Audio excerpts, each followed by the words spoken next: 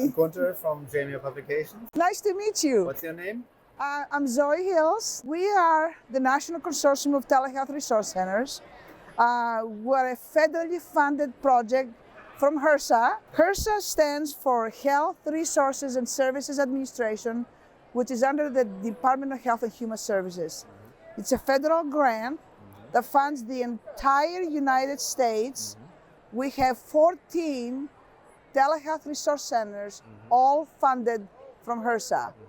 From the 14 centers, we have 12 regional, and one of them is me. I'm the lime green here, and 2 national. The 12 regional centers provide technical assistance for telehealth in their respective region. For example, I am with the Great Plains Telehealth Resource and Assistance Center, which is actually housed at the University of Minnesota. The University of Minnesota has the grant from HRSA. So basically, the Great Plains Telehealth Resource and Assistance Center is just a name, it's not a company. We provide technical assistance in the states of Minnesota, North Dakota, South Dakota, Iowa, Nebraska, and Wisconsin. Also, I wanted to mention about the 2 national resource centers. One of them is CCHP, stands for Center for Connected Health Policy. It's in California. The purpose of work is to work on policy and regulations for telehealth. That's it. And this is actually the go-to people for us, the regional telehealth resource centers, if we have any questions beyond our knowledge, because we do get questions about policy all the time, but obviously we don't have the depth that they have at CCHP. This center, the gpTRAC, is the Telehealth Technology Assessment Center. It's in Alaska. It's also funded from HRSA, same with CCHP. And their job is to evaluate telehealth technologies, okay? Because when it comes to telehealth, you know, we have many vendors for different products. Like, for example, you know, let's take remote patient monitoring. There's probably 100 vendors. Or vendors for digital stethoscopes. There could be about 50 of them. So what we do, you know, in a typical situation, I'll give you an example.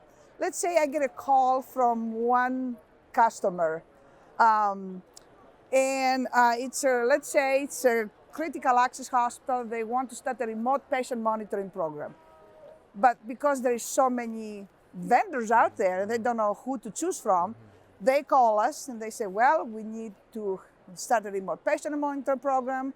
However, you know, we need help, you know, how to choose.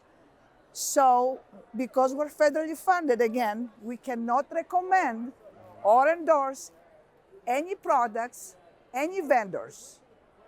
So what we do, you know, in this particular case, in many cases we have the information, but let's say I don't have the information, you know, about remote patient monitoring, you know, all the vendors in the United States.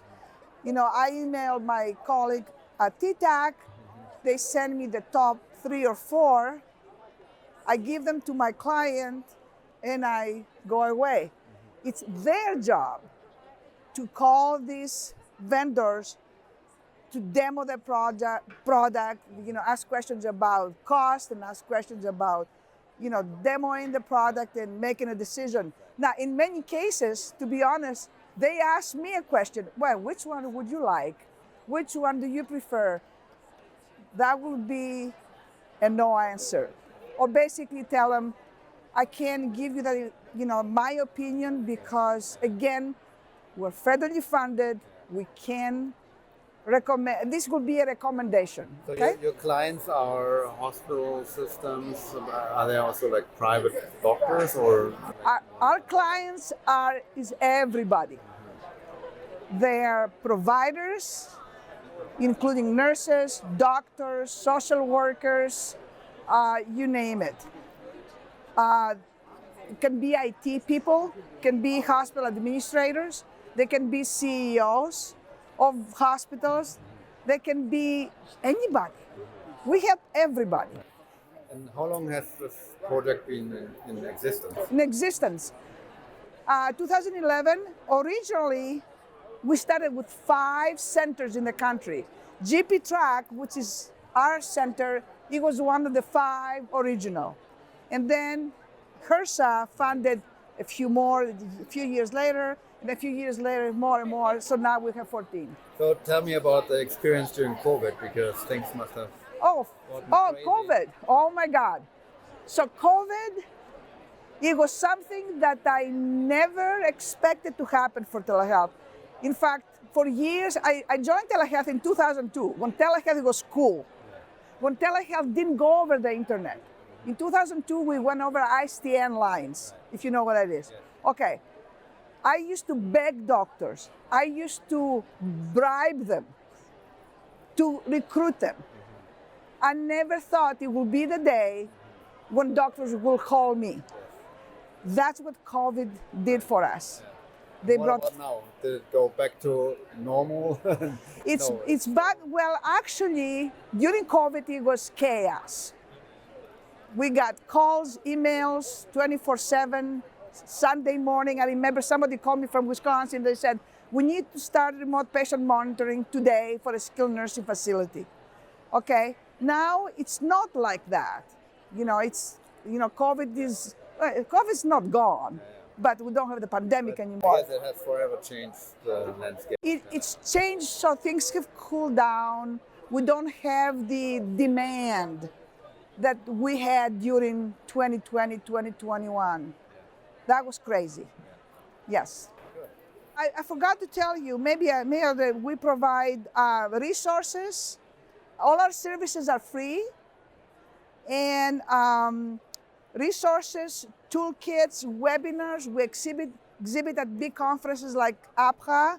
We also have our own, we have our annual conference in Minneapolis next year.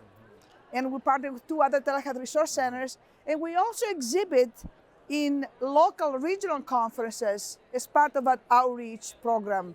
I exhibit in 12 conferences in my 6 days, 2 conferences for every state. Amazing. Does something like this exist in other countries? In other countries, I don't think exists. I don't think so. I had a couple of people from China, a couple hours ago, and they said, I was shocked. They don't have what we have. No. Sounds like an excellent program and model perhaps for the rest of the world. Yeah. Thank you very much for coming. Thank you.